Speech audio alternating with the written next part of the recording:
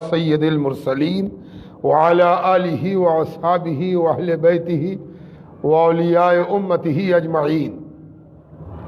قال اللہ تبارک و تعالی فی القرآن المجید والفرقان الحمید لقد من اللہ علی المؤمنین اذ بعث فیہم رسولا آمنت باللہ ورسولہ وصدق اللہ المولانا العظیم۔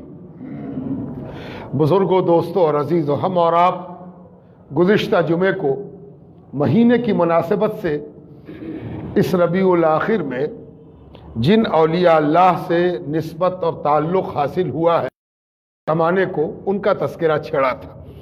وہ بھی اس لیے کہ اس کا لحاظ شریعت میں رکھا گیا ہے اور شریعت کے احکام، قرآن کے معانی اور مطالب بھی اس جانب اشارہ کر رہے ہیں کہ اولیاء کا وجود اللہ سبحانہ تعالی کی شریعت میں باضابطہ موجود ہے، اور جب کسی چیز کا وجود شریعت میں موجود ہو تو اس کا تذکرہ کرنا، اس کے بارے میں اپنی معلومات میں اضافہ کرنا اور اس سے تعلق کو قوی کرنا ظاہر ہے کہ شرعی امر ٹھہرتا ہے۔ اور اس امت میں اولیاء کا وجود دوسری امتوں کے مقابلے میں زیادہ بھی ہے اور ضروری بھی ہے۔ زیادہ اس لیے کہ اللہ سبحانہ تعالیٰ نے اپنے حبیب صلی اللہ علیہ وسلم کو تمام رسولوں اور نبیوں کا تائید کرنے والا، ان کی دلیل بننے والا اور ان کے لیے ثبوت جٹانے والا، شہادت جٹانے والا بنایا ہے۔ یعنی ہمارے نبی سارے نبیوں کے لیے دلیل ہیں، ساری نبیوں کا ثبوت ہیں اور ساری نبیوں کے گواہ ہیں، اور اسی لیے حضور صلی اللہ علیہ وسلم کی نبوت میں تمام نبیوں پر اقرار بھی ہے اور تمام نبیوں پر شہادت بھی ہے۔ اور آپ کو اللہ تبارک و تعالیٰ نے سید الانبیاء اور سید الرسل بنایا ہے، اسی لیے آپ کی امت کی شان بھی دوسرے نبیوں کی امتوں کے مقابلے میں زیادہ عرفہ اور اعلیٰ ہے۔ اور یہی وجہ ہے کہ دوسرے تمام اکابر آپ کی امت میں شامل ہونے اور آپ کی امت سے جڑنے کی تمنا کرتے ہیں، اللہ سے دعا کرتے ہیں۔ ظاہر ہے جب نبی رتبے میں بڑا ہے تو نبی کی امت بھی دوسرے نبیوں کی امتوں کے مقابلے میں عرفہ ہوگی۔ ایک دوسری وجہ بھی ہے اور وہ وجہ بڑی اہم ہے کہ آپ کی امت میں اولیاء کو جو عروج، ترقی، شہرت اور عزت حاصل ہوئی، اس کی ایک بڑی وجہ یہ ہے کہ آپ پر نبوت کا اختتام ہو گیا۔ آپ خاتم النبیین ہیں، آخری نبی ہیں، اب کوئی نبی آنے والا نہیں ہے۔ پہلے کی امتوں کا حال یہ تھا کہ ایک نبی کے بعد دوسرا نبی آتا تھا تو سارے اشکال، شک، شبہے کو دور کر دیتا تھا۔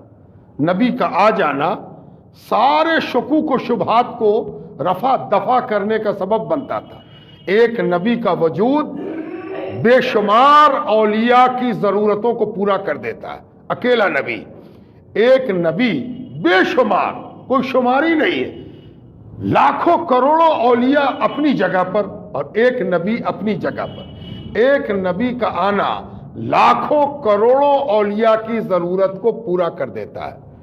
اسی لیے جب ایک نبی کے بعد دوسرے نبی آتے تھے تو وہ سارے شک شبہ کو ٹھیک کر دیتے تھے، سب یقین میں بدل جاتا تھا۔ جسے تباہ ہونا ہے، برباد ہونا ہے، جس کو ایمان کی دولت سے کچھ بھی نہیں ملنا ہے، جس کو یقین کی نعمت سے کچھ حاصل نہیں ہونا ہے، اس کی بربادی بھی طے ہو جاتی تھی، اور جس کی ہدایت کا معاملہ ہونا ہوتا تھا وہ نبی کے وجود سے سراپا ہدایت بن جاتا تھا۔ لیکن جب نبوت کا سلسلہ ختم ہو گیا، فائنل نبی آ گئے، حتمی نبوت کا تاج پہنا دیا گیا، تب اس بات کی بڑی ضرورت پڑی کہ اس ختم نبوت کی دلیل کون بنے گا۔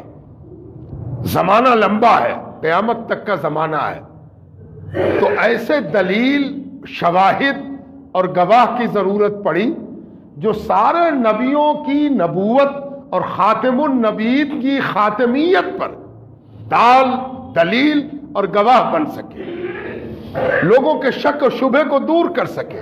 نبوت کی پرچھائی بن سکے، ظل نبوت بن سکے، اور وہ یہ بتا سکے کہ جب غلاموں کا حال یہ ہے تو آقاؤں کا حال کیا ہوگا، جب نام لیواؤں کا مرتبہ اور مقام یہ ہے تو وہ رئیس النبوہ کیسے ہوں گے۔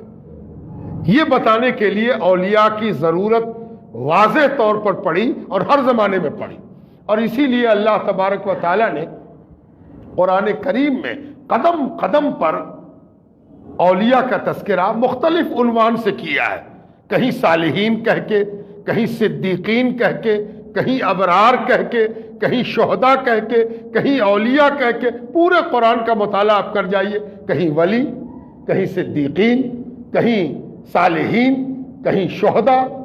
یہ کیا ہے؟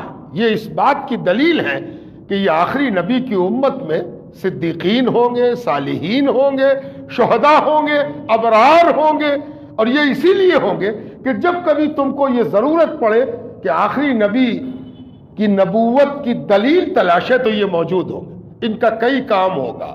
ایک کام تو یہ ہوگا کہ یہ قرآن کی تفسیر کریں گے۔ کیسی تفسیر کریں گے؟ زبانی بھی، عملی بھی۔ زبان سے اگر کوئی حل چاہے گا تو زبان سے حل کر دیں گے، قلم سے حل چاہے گا تو لکھ دیں گے یا لکھوا دیں گے، اور اگر عمل سے کوئی چاہے گا تو ان کا عمل سامنے ہوگا جسے دیکھ کر تم کو قرآن کی آیات سمجھ میں آ جائیں۔ دوسرا کام ان کا یہ ہوتا ہے کہ یہ قرآنی اصطلاح، نبوت کے بعد جو اصطلاحات استعمال کی گئیں ان کو اگر کوئی بھول رہا ہو، کہے آج کل کون ولی ہے، اب کہاں ولی ہے، اب کہاں صدیقین ہے، اب کہاں صالحین ہے، اب ابرار کہاں ہے، یہ ہوتا ہے زمانے میں۔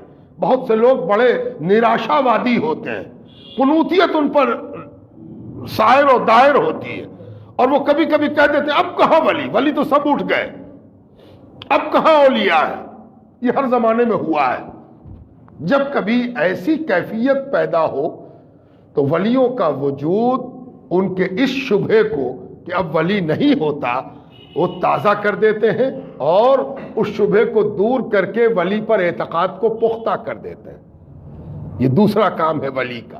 تیسرا کام کہ جب آپ کے سامنے نبی کی سیرت بیان کی جائے اور کہا جائے کہ نبی بڑے مستقیم تھے، استقلال والے تھے، بڑے سے بڑا مقابلے کا وقت آتا تھا، تنہا ہوتے تھے، اکیلے ہوتے تھے، چھوٹا سا لشکر ساتھ ہوتا تھا، دشمن کا لشکر بہت بڑا ہوتا تھا، بڑی پریشانی سامنے ہوتی تھی، بڑا ٹارگٹ ہوتا تھا، بہت بڑی مصیبت سامنے آ جاتی تھی، بہت سی مشکلات سامنے آتی تھی، اور نبی اتنا بڑا پہاڑ بن کے کھڑے ہوتے تھے کہ بڑی سے بڑی مصیبت بھی اس پہاڑ استقامت سے، اس جبل استقامت سے، اس جبل استقلال سے ٹکرا کے بڑی سے بڑی مصیبت بھی چکنا چور ہو جاتی تھی۔ سننے میں تو بہت اچھا لگا، یقین بھی ہے ہم کو، اعتقاد بھی ہے، لیکن اگر کوئی کہے کہ کیا اب بھی ایسا ہوتا ہے، یہ سب پرانی باتیں تھیں، تو اولیاء کا ایک فرض یہ بھی ہوتا ہے کہ وہ تجدد امثال، یعنی مثالوں کو زندہ کرتے ہیں، مثالوں کو تازہ کرتے ہیں۔ اگر کوئی وہاں سن رہا ہے تو اولیاء کی بارگاہ میں دیکھ سکتا ہے کہ بڑے سے بڑی مصیبت بھی اولیاء سے آ کے ٹکرا کے پاش پاش ہو جاتی ہے، اور ولی اپنے نبی جس کے وہ پیروکار ہوتے ہیں اس کے صدقے میں اپنی استقامت کی منزل سے ذرہ برابر بھی پس و پیش نہیں کرتے۔ یہ استقامت بھی ولی کی شان ہے، اور اسی لیے اولیاء کو جاننا چاہیے، سمجھنا چاہیے، سیکھنا چاہیے، اور اولیاء کی طرف دل کے دروازے کھولنے بھی چاہیے۔ یہ بہت بڑا گناہ ہے کہ کوئی اپنے وقت کے ولی یا اولیاء 1400 برس کے اولیاء سے اپنا دل میلا کر دے، دل ناپاک کر لے، معاذ اللہ تباہ و برباد ہوگا۔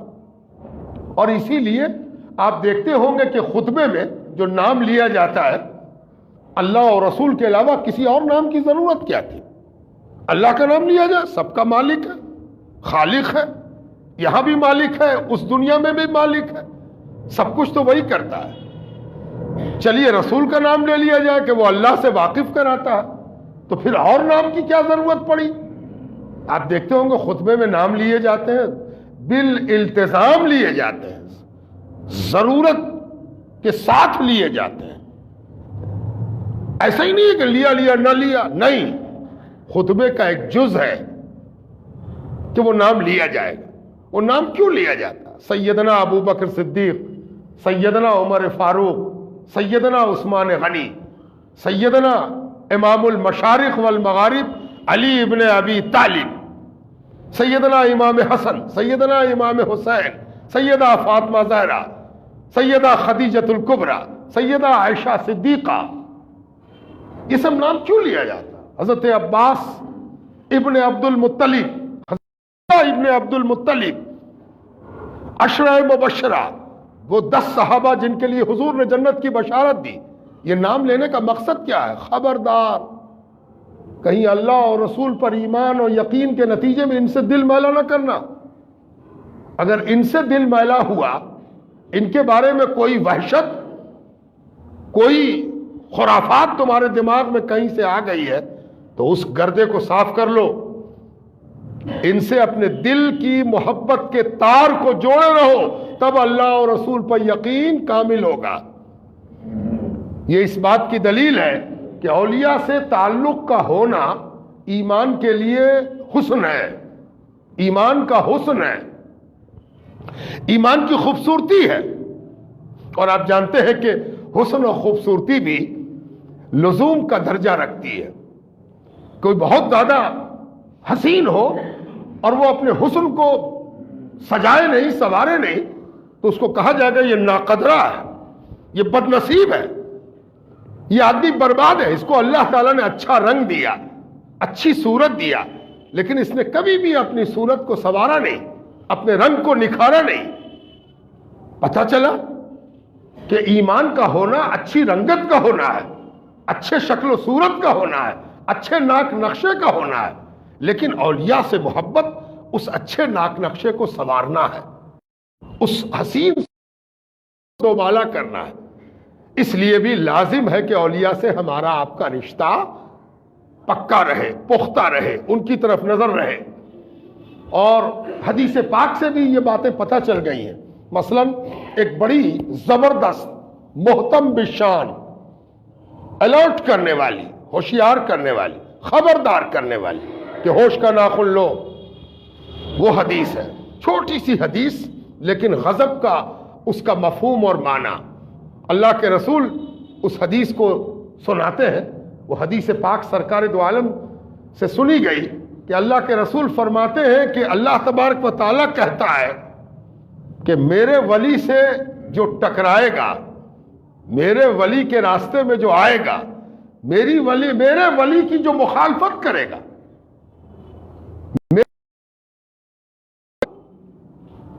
تو اس کے لیے کیا ہوگا؟ ایک بڑا سوال اٹھا. یہ جملہ یہ بتا رہا کہ آگے بھی کچھ ہے، تو ذرا الرٹ ہو کے، ہوشیار ہو کے سننا ہے کہ اللہ کی پناہ کیا کہہ رہا ہے پروردگار. اللہ تعالیٰ فرماتا جو میرے ولی کی مخالفت کرے گا اس کے لیے میری جانب سے اعلان جنگ ہے. اللہ کی اپنی پناہ میں رکھے. جو میرے ولی کا مخالف بنے گا اس کے لیے میری جانب سے اعلان جنگ ہے. اللہ اکبر. اتنا بڑا معاملہ ڈر لگتا ہے. اسی لیے فارسی زبان میں جو ایک مصرع بہت مشہور ہے، رائج ہے کہ خاک ساران جہاں را بحقارت منگر. آج تم کو جو پھٹے حال کوئی نظر آ جائے گردے سے اٹا ہوا تو خبردار اس کو نگاہ حقارت سے، نیچ نگاہ سے مت دیکھنا. کاہے؟ پتہ نہیں اللہ کے دوست کس لباس میں ہو، اللہ کے دوستوں کا معاملہ کیسا ہو. اللہ کے دوستوں سے دل کو میلا مت کرو، اس لیے کہ جو اللہ کا دوست ہے اس سے جو دل میلا کرے گا اس سے اللہ تعالیٰ اپنی جنگ کا اعلان کر رہا ہے. معاذ اللہ. اس سے بڑا اپنے اوپر ظلم کیا ہوگا کہ ہم اپنے اللہ سے ہی جنگ چھیڑ لیں، اللہ کے آگے کھڑے ہو جا کے جنگ ہے. معاذ اللہ. یہ نادانی میں کچھ لوگ کر بیٹھتے ہیں کہ وہ اللہ کے ولیوں سے اپنے دل کو میلا کر لیتے ہیں، سب کچھ تباہ کرتے ہیں، سب لٹ جاتا ہے، سب برباد ہو جاتا ہے، سب کچھ تباہ ہو جاتا ہے. قرآن میں اس کی طرف بڑے واضح اشارے ہیں. میں صرف 2-3 اشارے کر دوں تو پھر بات آگے بڑھاتا ہوں تاکہ اچھی طرح اولیاء کی محبت اور تعلق دل، دماغ، ہوش، حواس، عقیدے اور عمل میں جا بسے. پہلی مثال قرآن کی جو بار بار اللہ تعالیٰ نے دی ہے وہ ہے شیطان اور حضرت آدم کی مثال. 5 جگہ پر اللہ تبارک و تعالیٰ نے مختلف مقامات پر شیطان اور حضرت آدم کے قصے کی تکرار کی ہے، ریپیٹیشن کیا ہے. سمجھے باتیں کیوں کیا تکرار؟ ایک جگہ کافی تھا. قرآن میں کوئی چیز ایک جگہ بھی آ گئی وہ بھی بڑی اہمیت کی ہے، اسے چھوڑا نہیں جا سکتا. لیکن 5 جگہ کسی چیز کو تکرار کرنا، ریپیٹ کرنا، اس بات کی دلیل ہے کہ یہ بہت اہم بات ہے. وہ بات اہم کیا ہے کہ شیطان بڑا عبادت گزار، توحید کا ماننے والا، موحد، بڑا صاحب فہم و ذکا، عقل والا، سمجھ والا، تخلیق بھی اس کی بڑی عمدہ. وہ سب سے پہلے پیدا کیا گیا اور سب کو اس کی شاگردی میں دے دیا گیا. سارے فرشتے اس کے شاگرد.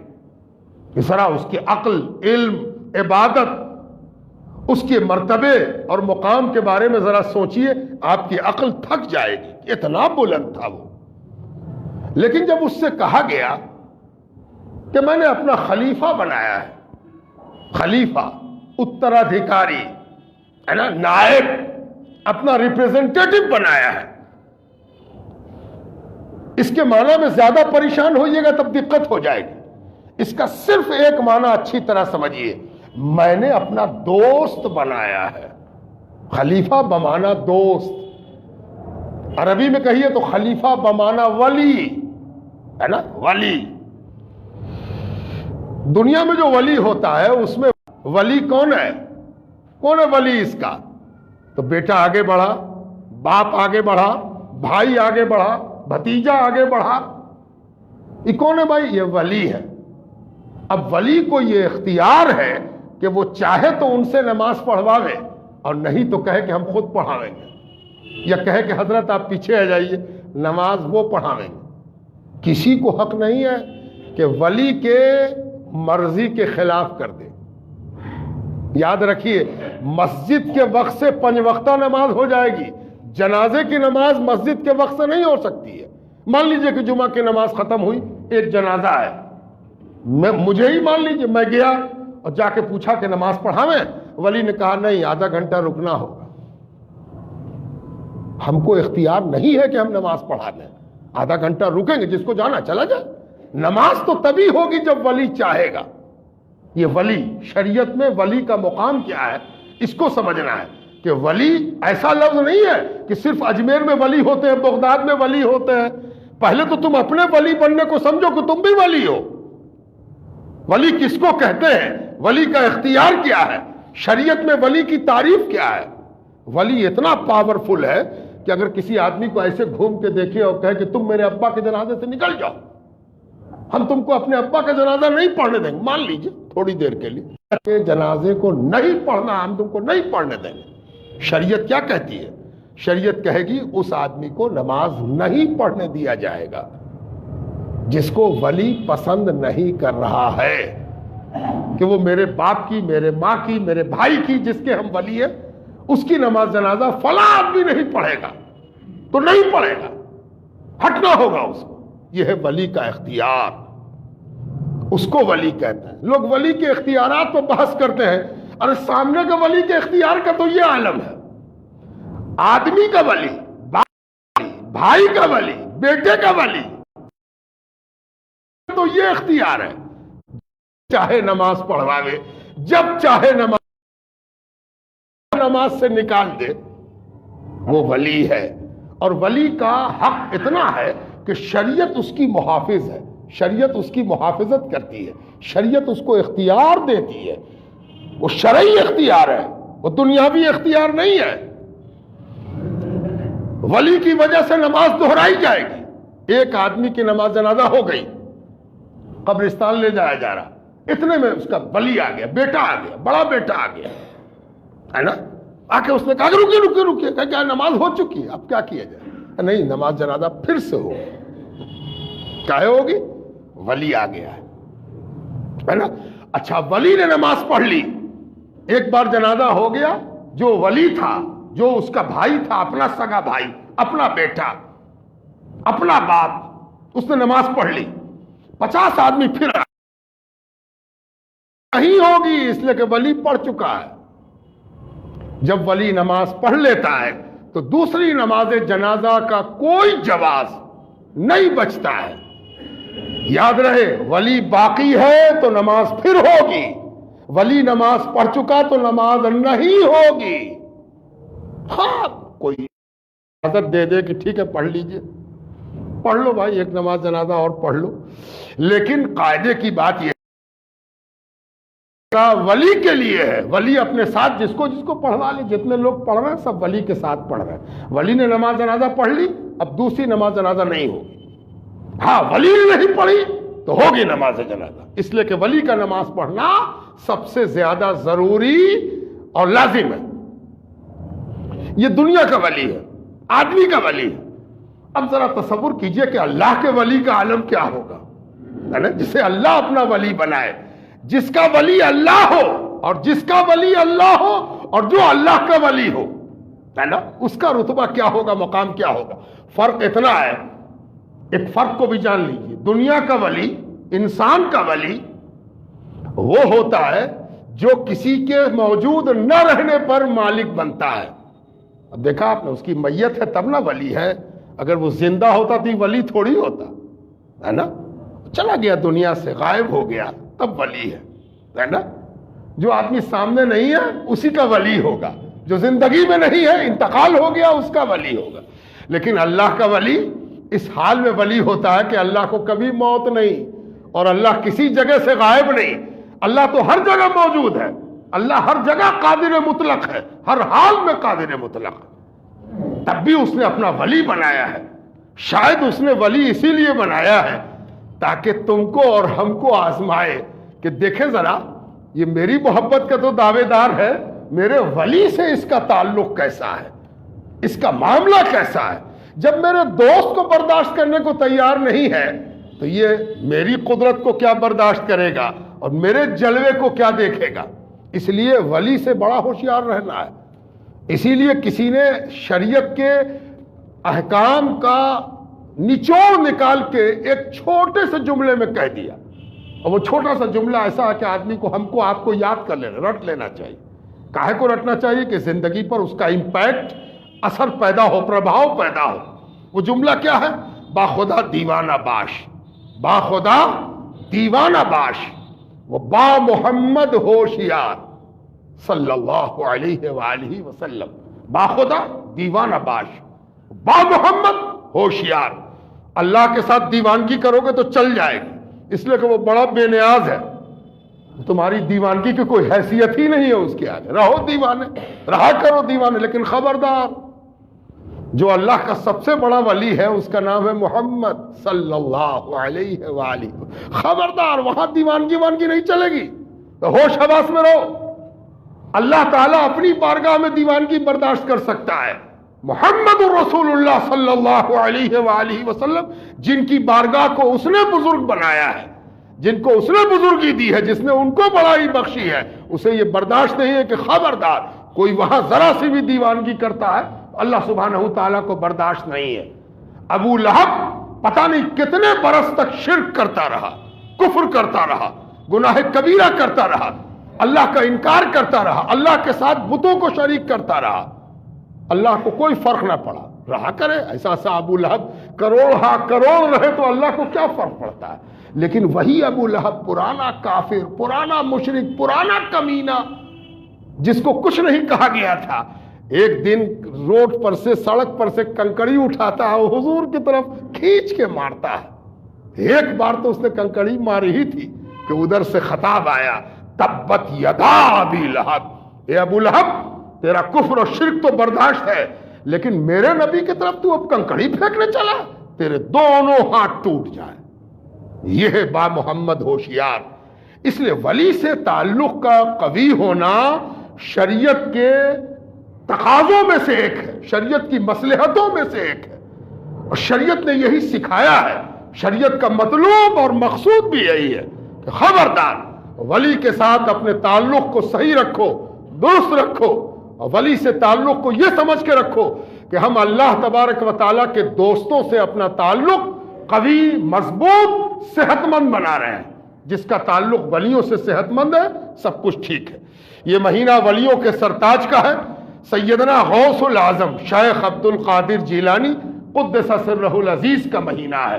ولیوں کے سردار ہیں، عالموں کے سر کا تاج ہیں، ائمہ اور اولیاء آپ پر فدا ہیں۔ کوئی ایسا ولی اس دنیا جہان میں نہیں گزرا جس نے حضرت غوث پاک کی مدح نہ کی ہو، تعریف نہ کی ہو، بڑائی نہ کی ہو اور ان سے تعلق کو استوار کرنے کی کوشش نہ کی ہو۔ میں دہراتا ہوں، کئی بار یہ بات کہہ چکا ہوں کہ نبی کی سیرت کے بعد اور حضرت علی اور حضرت امام حسین کی سیرت کے بعد دنیا میں سب سے زیادہ اگر کسی کی لائف ہسٹری، سوانح، بزرگی، کرامات اور مرتبے کی بلندی پر کتابیں لکھی گئیں تو پوری اسلامی دنیا میں ایک نام ہے اور وہ ہے شیخ عبد القادر جیلانی غوث العظم۔ سب سے زیادہ کتابیں سیرت کے بعد، حضرت علی اور امام حسین کے بعد سب سے زیادہ کتابیں اگر کسی پر لکھی گئیں تو وہ غوث پاک پر لکھی گئیں، فارسی میں بھی، عربی میں بھی، اردو میں بھی۔ اس قدر کتابیں، نہ صرف میں ایسی عمدہ کتابیں لکھی گئیں کہ جن کو آج پڑھنے والا اش اش کرتا ہے کہ کیسے بزرگ تھے اور کیا بلندی تھی۔ اصل ماخذ تو وہی ہے، اسی سے فارسی لیا۔ سرکار غوث پاک اپنے وقت کے بہت بڑے عالم، بہت بڑے فقیہ، بہت بڑے صاحب مسند افتاء، فتویٰ بھی آپ ایسا دیتے تھے کہ فتوے کی دنیا میں انقلاب برپا کر دینے والا فتویٰ۔ میں ایک فتویٰ سنا کر بات ختم کر دیتا ہوں، بہت مشہور ہے، تمام بڑے مورخین نے اس فتوے کو نقل کیا ہے کہ سرکار غوث پاک کی خانقاہ میں ہمیشہ لوگ سوال بھیجا کرتے تھے شرعی مسئلہ پوچھنے کے لیے، شرعی حال جاننے کے لیے، اسی کو فتویٰ پوچھنا کہتے ہیں۔ اور عربی میں جب کوئی فتویٰ پوچھا جائے تو اس کو استفتاء کہتے ہیں۔ اس کو آسان بول چال میں سوال، ایک آدمی سوال کرے کہ حضرت خطبہ ہو رہا ہو، ہم سنت پڑھ سکتے ہیں کہ نہیں، اس کا پوچھنا استفتاء ہے اور جواب دینا فتویٰ ہے۔ تو سوال آتا تھا، عام طور پر یہ سوال لوکل مسجدوں میں، لوکل مدرسوں میں پوچھ لیا جاتا تھا، جواب مل جاتا تھا، ضرورت نہیں پڑتی تھی کہ دور بھیجا جائے۔ لیکن سرکار غوث پاک کی خانقاہ میں پوری اسلامی دنیا سے سوال آتا تھا۔ کیوں؟ اس لیے کہ دو وجہ ہوتی تھی۔ ایک تو یہ ہوتا تھا کہ جس سے سوال کا جواب پوچھا اس سے تشفی نہ ہوئی تو فائنل جواب کے لیے حضرت کے پاس بھیجا۔ دوسری صورت یہ ہوتی تھی کہ سوال جہاں پوچھا کہا گیا کہ نہیں بھائی اس کا جواب تو ہم نہیں دے سکتے۔ چھوٹے مفتی صاحب سے پوچھا کہا جواب نہیں دے سکتے، منجلے مفتی صاحب سے پوچھا کہ جواب نہیں بھائی میرے پاس، بڑے صاحب سے پوچھا کہا میرے پاس جواب نہیں، کسی اور بڑے عالم کو تلاش کیجیے۔ جب ایسی ضرورت پڑتی تھی تو غوث پاک کے پاس فائنل جواب کے لیے سوالات آتے تھے، پوری اسلامی دنیا سے آتے تھے، عرب سے، عراق سے، عجم سے، ہر جگہ سے آتے تھے۔ ایک بار سرکار غوث پاک کی خدمت ایک سوال ایک دور سے چل کے آنے والا حاضر آیا اور وہ بڑا پریشان حال تھا، تھکا ہوا تھا۔ اس نے عرض کیا کہ حضرت کہاں کہاں کی ٹھوکریں نہ کھایا، ایسی بات منہ سے نکل گئی جس کا کوئی حل ملنے کو تیار نہیں ہے اور جواب نہیں ملنے سے میری زندگی تباہ ہو گئی، ہم برباد ہو گئے، میرا گھر لٹ گیا، میرے گھر کا چین و سکون لٹ گیا۔ شریعت کی پاسداری دماغ میں ہے اور شریعت کی مخالفت سے کلیجہ کانپتا ہے، کرے تو کیا کرے؟ تو حضرت نے پوچھا کہ تم نے علماء سے سوال اپنا نہیں رکھا؟ کہا حضرت عرب میں بھی پوچھا، عراق میں بھی پوچھا، عجم میں بھی پوچھا، کہیں سے سوال کا جواب نہیں ملا، سب اس سوال کی حیرانی میں گم ہے۔ کہا پوچھو کیا پوچھنا، بولو کیا سوال ہے۔ اس شخص نے عرض کیا کہ حضور ایک دن ایسا ہوا کہ کسی بات پر مجھے اپنی بیوی پر غصہ آ گیا، اپنی اہلیہ پر غصہ آ گیا، اب بے پناہ غصہ، بہت زور سے غصہ آیا، لیکن اس غصے کو ہم نے بریک دیا۔ عام طور پر غصے میں وہ کر جاتا آدمی کہ جب بعد میں ہاتھ ملتا رہتا، تو بڑی غلطی ہو گئی، لیکن غصے کو میں نے بریک دیا، بریک دیتے دیتے میرے منہ سے ایک چیز نکل گئی، اور وہ چیز تھی کہ میں نے اپنی بیوی سے کہا کہ تجھ کو طلاق ہے، تجھ کو طلاق ہے، میں تجھ کو چھوڑتا ہوں، یہاں تک کہ جب تک کہ میں کوئی ایسی عبادت نہ کر لوں کہ جس کا کرنے والا اس وقت روئے زمین پر کوئی دوسرا نہ ہو۔ یعنی تجھ پر طلاق پڑ جائے گی جب کہ میں ایسی عبادت نہ کروں، جب تک کہ میں ایسی عبادت نہ کر لوں کہ جس کا کرنے والا اس روئے زمین پر کوئی دوسرا نہ ہو، صرف ہم کریں، کوئی دوسرا نہ کرے، ہے نا؟ کوئی دوسرا ایسا ہو ہی نہیں جو میری عبادت کرے۔ اب اس سوال کی حیرانی میں بڑے بڑے عالم گم ہیں کہ اس کا جواب کیا دیں۔ اگر کہیں کہ جا 2 رکعت نماز پڑھ لے، تو پوری دنیا میں کتنے لوگ 2 رکعت نماز پڑھ رہے ہو؟ آپ اندر میں 2 رکعت نماز پڑھ رہے ہیں، پیچھے بھی ہو سکتا کوئی پڑھ رہا ہو، آپ رکوع میں ہو سکتا کوئی اور بھی رکوع میں ہو، آپ سجدے میں ہے کوئی، یہاں نہیں تو دنیا کے کسی کونے میں تو ہوگا۔